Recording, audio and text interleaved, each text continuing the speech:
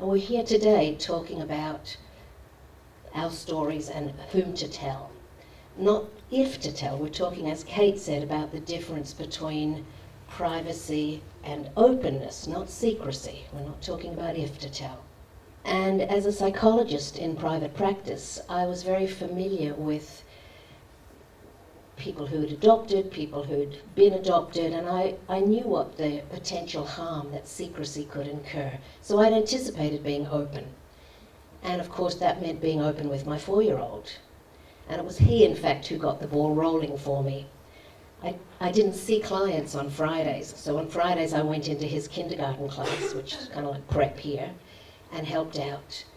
And one morning he raised his hand during show and tell and said he had something he wanted to share.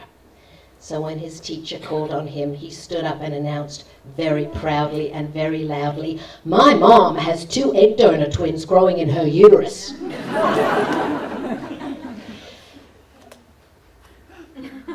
One of the things that we know about this process is that there are no rules for how to share. There can't be any rules because, just as I demonstrated, or my son demonstrated, once you share the story even once, you lose control of it. I had anticipated being open, although perhaps not quite so open so soon.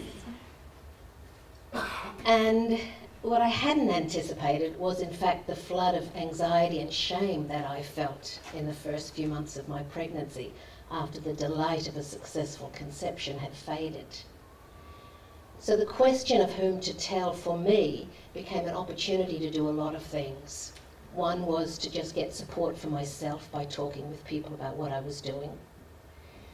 Another was to reassure myself that what I was doing was okay and not a reflection of my inadequacy as a woman.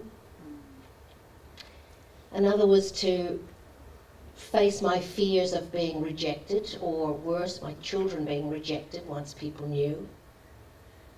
And finally, to be an advocate to the world that this was an okay thing to do. So by the time the twins were born, the preschool teachers knew, the pediatricians knew, my friends knew, my family knew, the entire elementary school community knew. And if the cashier at the supermarket or the woman at the post office mentioned how much the twins looked like me, which they didn't, I would thank her and tell her what a coincidence that was because they shared none of my genes. And the more I told people, the easier it got. And in fact, I never got a negative response. Over time, the story stopped being my story to tell, though, as people have said, and it became the kids' story to tell if and to whom they chose.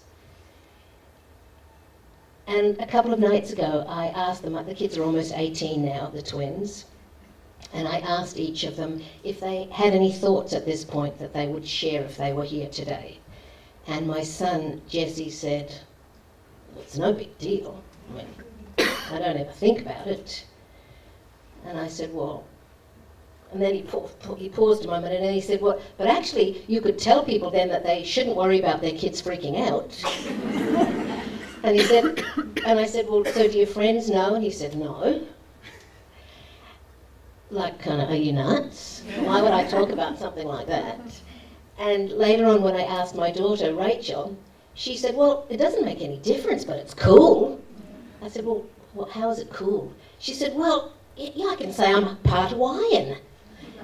She said, "You know, when kids talk about, well, I'm part Chinese or whatever, I can say I'm part Hawaiian."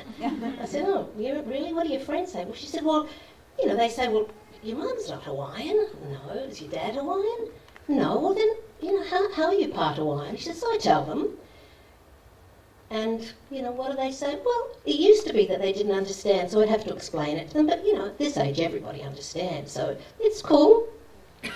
So I think about how I used to get asked, believe it or not, if my twins were identical, boy and girls, that those attitudes are so not identical.